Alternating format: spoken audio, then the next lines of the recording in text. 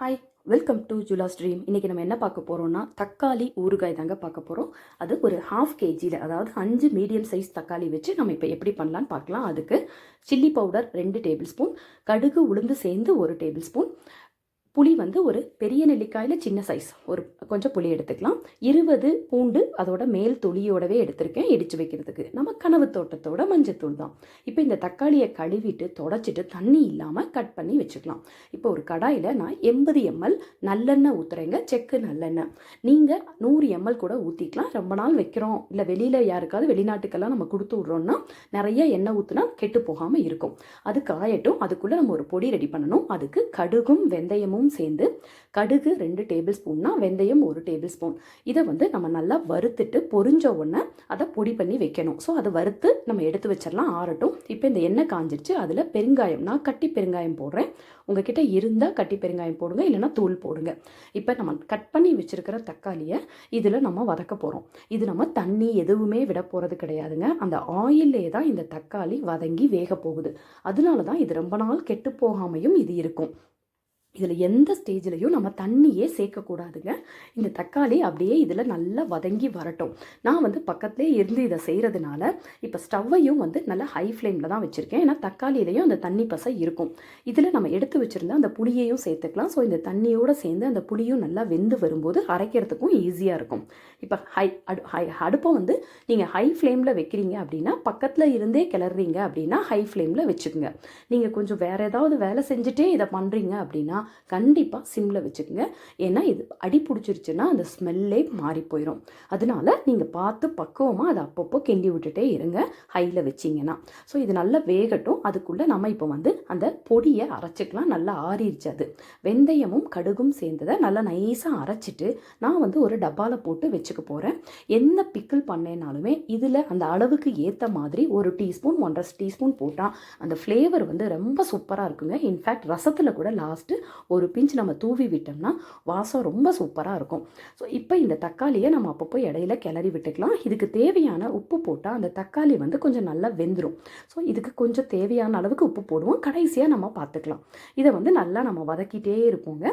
High ஃப்ளேமில் தான் நான் வச்சுருக்கேன். அதனால நான் அப்பப்போ கிளறி கொடுத்துட்டே இருக்கேன். இது ஓரளவு மேலே லைட்டாக எண்ணெய் பிரிஞ்சு வருங்க. ஃபுல்லாக ட்ரை ஆகணுங்கிறது கிடையாது. அந்த மாதிரி இது வதங்கும் போது இதை நம்ம அப்படியே எடுத்து சைடில் வச்சுட்டு ஆறின உடனே நம்ம மிக்சியில் போட்டு அரைச்சிக்கலாம்.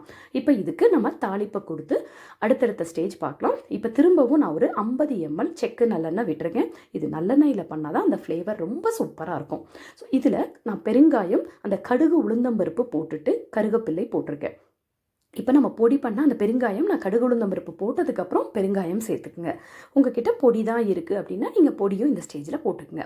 அதையும் நல்லா கிளறிட்டு இப்போ நம்ம எடுத்து வச்சுருக்கிற பூண்டை அந்த தொலியோடையே இடித்து இதில் சேர்த்துக்கலாம். இது வந்து நல்லா ஃப்ரை ஆகணுங்க. இதுலேயும் துளி கூட வாட்டரே இருக்கக்கூடாது.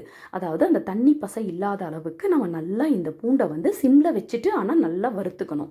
இந்த மாதிரி அது வறுபட்டதுக்கப்புறம் இதில் நம்ம கனவு தோட்டத்தோட மஞ்சத்தூள் சேர்த்துக்கலாம். நீங்கள் உங்களோட மஞ்சத்தூள் சேர்த்துக்குங்க, ஒரு 1/4 டீஸ்பூன். அதுக்கப்புறம் நம்ம எடுத்து வச்சிருக்கிற சில்லி பவுடர் இதில் ஆட் பண்ண போகிறோம். நான் 2 டேபிள் ஸ்பூன் எடுத்திருக்கேன், அதை போட்டுக்கிறேன். உங்களுக்கு காஷ்மீரி சில்லி இருக்குது, நல்ல கலர் வேணும் அப்படின்னா ஒரு 1/4 டீஸ்பூன் நீங்கள் அந்த சில்லி பவுடரும் இதில் ஆட் பண்ணிக்கலாம். ஸோ அதையும் போட்டுட்டு அதுக்கப்புறம் இந்த சில்லி பவுடர் போட்டிங்கன்னா கலர் வந்து இன்னும் நல்லா கொடுக்கும். எனக்கு தக்காளி ஊறுகாய்ங்கிறதுனால இந்த அளவுக்கு கலரே போதும். நான் வந்து காஷ்மீரி சில்லி பவுடர் போடலை. மிளகாத்தூள் போட்டு கிளறின உடனேயே நம்ம அரைச்சி வச்சுருக்கிற தக்காளியை இதில் ஊற்றிடணுங்க.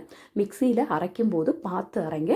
சிம்மில் வச்சுட்டு நல்லா ஆறின உடனே லோ இதில் மெதுவாக அரைங்க, இல்லைன்னா தெரிச்சிரும் வெளியில். ஆறாமல் இருந்ததுன்னா வெளியில் தெரிச்சிரும். ஸோ அதை மட்டும் நீங்கள் பார்த்துக்குங்க. இது வந்து நம்ம கிளறிக்கிட்டே இருக்கணுங்க. இப்போ இந்த ஸ்டேஜில் அது கொஞ்சம் அங்கங்கே தெரிக்கும். அதனால நம்ம லைட்டாக ஒரு மூடியை வச்சு லேசாக மேலே கவர் பண்ணோன்னா, ரொம்ப கவர் பண்ணிடாதீங்க, அப்புறம் தண்ணி சொட்டி உள்ளே தண்ணி சேர்ந்துடும். இதில் எந்த ஸ்டேஜ்லையும் தண்ணி சேரக்கூடாது. அப்போ தான் இது ஒரு 4 to 5 months நீங்கள் ஃப்ரிட்ஜில் வச்சு யூஸ் பண்ணிங்கனாலும் இது கெட்டு போகவே போகாது. வெளியில் வச்சுருந்தீங்கன்னா கிட்டத்தட்ட ஒரு 1 month கிட்ட கூட இதை தாராளமாக வச்சுக்கலாம். பட் ஸ்பூன் மட்டும் போட்டுறக்கூடாது, அதுதான் மெயின். இந்த மாதிரி மூடி நான் அப்பப்போ கிளறி கொடுத்துட்டே இருக்கேங்க. இதில் வந்து ஒரு ஆயில் பிரிஞ்சு வரும். அந்த ஸ்டேஜில் நம்ம அந்த பவுடர் சேர்க்க போகிறோம். இந்த ஒரு கிரேவி பண்ணி வச்சுட்டோம்னா, அதாவது தக்காளி தொக்கு ஆர் ஊறுகாய் இதை பண்ணிட்டோம்னா, நம்ம கொஞ்சம் பன்னீர் போட்டு கொஞ்சம் எடுத்து தண்ணி விட்டு லைட்டாக ஒரு கிரேவி மாதிரி பண்ணால் சப்பாத்திக்கு சூப்பராக இருக்கும். காலிஃப்ளவர் வேக வச்சு அதில் போட்டால் அதுவும் சூப்பராக இருக்கும். நம்ம சாதத்தில் போட்டுக்கலாம், தயிர் சாதத்துக்கு தொட்டுக்கலாம், இட்லிக்கு தொட்டுக்கலாம், எல்லாமே செம சூப்பராக இருக்குங்க. இந்த எண்ணெய் பிரிஞ்சு வர ஸ்டேஜில் நம்ம அந்த கடுகு வெந்தய பவுடரை இதில் ஆட் பண்ண போகிறோம். நான் வந்து 1/2 கிலோவுக்கு 1 டீஸ்பூன் பவுடர் போட்டிருக்கேன். ஸோ இது வந்து போதுமானது. ஸோ அதையும் சேர்த்து இதில் கலந்துக்கலாம். கடுகு வெந்தயம் ஏதாவது கசக்குமான்ற டவுட் உங்களுக்கு வேண்டாம். அந்த ஃப்ளேவர் வந்து ரொம்ப சூப்பராக இருக்கும். 1/2 கிலோவுக்கு 1 டேபிள் ஸ்பூன் வந்து கரெக்டான அளவாக இருக்கும். இப்போ இதையும் திருப்பி நம்ம கிளறிட்டே இருக்கலாம். இந்த ஸ்டேஜில் நான் வந்து ஒரு 1/4 டீஸ்பூன் கரும்பு சக்கரை போடுறேன். உங்களுக்கு அது வேணும்னா போடுங்க, இல்லைன்னா வேண்டாம். அதுவும் பெங்களூர் தக்காளினா கண்டிப்பாக போட வேண்டாம். நம்ம நாட்டு தக்காளினா அந்த புளிப்பு இருக்கும், உரப்பு, இந்த இனிப்பும் சேரும்போது ரொம்ப சூப்பராக இருக்கும். நம்ம இதை கிளறிட்டே இருக்கலாங்க. இப்படி கிளறும் போது ஒரு ஸ்டேஜில் அது நல்லா அப்படியே சுருண்டு சட்டியில் இருக்கிறது வந்து அப்படியே நல்லா சேர்ந்து வரும். அந்த மாதிரி வரும்போது, அதாவது நீங்கள் கரண்டியில் தள்ளும்போது அந்த இடத்துல எதுவுமே ஒட்டாமல் அது ஒரு பக்கமாக வரும். அந்த மாதிரி இருக்கிற ஸ்டேஜ் வரைக்கும் நம்ம கிளறணுன்னா இந்த ஊறுகாய் வந்து அப்படியே ரொம்ப நாளைக்கு சூப்பராக இருக்குங்க. நீங்களும் இதே மாதிரி அளவுகளோட ட்ரை பண்ணி பாருங்கள். கண்டிப்பாக உங்களுக்கும் இந்த ஊறுகாய் ரொம்ப பிடிக்குங்க. உங்கள் ஃப்ரெண்ட்ஸ்க்கும் நீங்களே இதை ரெக்கமெண்ட் பண்ணுவீங்க. சப்ஸ்கிரைப் பண்ணலைன்னா ப்ளீஸ் சப்ஸ்கிரைப் பண்ணிவிட்டு இதை பாருங்கள். தேங்க்யூ.